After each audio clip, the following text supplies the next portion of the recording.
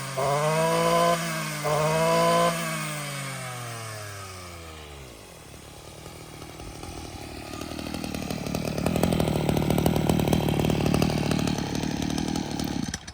ម្លេងអត់តបងប្អូនគ្នាបាទ Rio B ស្ដាច់ម៉ាស៊ីនកាត់ស្មៅជប៉ុន EKK 2670បាទនេះមហាតាន់នេះម៉ាស៊ីនបាទលេខ1របស់ជប៉ុនបាទស្រាលលេខទាំងនោះវាយើងអាចយន្តកាត់1ម៉ោង2ម៉ោងក៏អត់ឈឺខ្លួនឈឺស្មាដែរបងប្អូនគ្នាបាទហើយស្រួលកាត់តែខ្លាំងបាទហើយសាំងក៏ស៊ីតិចបើនិយាយពីភាពធន់កាត់មួយថ្ងៃរាល់ថ្ងៃក៏អត់អីទេបាទសំខាន់ឲ្យតែយើងមានកម្លាំងប្រើម៉ាស៊ីនអត់បញ្ហាទេបាទអញ្ចឹងសម្រាប់បងប្អូនចង់បានរបស់ល្អដែលមានគុណភាពបាទប្រើមួយហើយចង់ប្រើទៀតណាបាទអាចមើលប្រភេទស៊េរីខ្ញុំបង្ហាញនឹងបានបាទហើយប្រភេទនេះបងប្អូនប្រជាទិញទៅបាទខូចខាត់ខ្ញុំមានគ្រឿងបន្លាស់បាទស៊េរី2670ឬក៏2920គាត់នេះគឺមានគ្រឿងបន្លាស់បាទហើយបេនសរំសិនបងប្អូននេះបញ្ជាក់តិចបាទ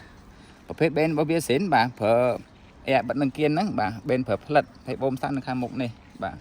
ហើយប្រភេទបេនសរំសិនរបស់វាបាទសាំងក៏ស៊ីតិចបាទហើយប្រឆេះក៏ស្រួលប្រឆេះហើយសម្លេងម៉ាស៊ីនបាទនៅក្តាក់បាទនៅអាលាក់បាទអញ្ចឹងបើបងប្អូនមានតម្រូវការប្រភេទកាត់ស្មៅល្អរបស់ជប៉ុនអាចទៅមកបានបាទទីតាំងឃ្លាំងនៅគីឡូ7ខណ្ឌអាស័យកែវនៅខាងក្រសាចាញ់ម៉េះមកលេខ22គីឡូបងប្អូនគ្នាបាទបងប្អូននៅតាមខេត្តប្រជាទិញគឺផ្ញើបានបាទបងប្អូនតាមខេត្តដាក់លើមុនបានផ្ញើបានជូនដល់ក្រោយបាទអូខេបាទអញ្ចឹងមានប៉ុណ្ណឹងបងប្អូនគ្នាបាទគ្រប់លា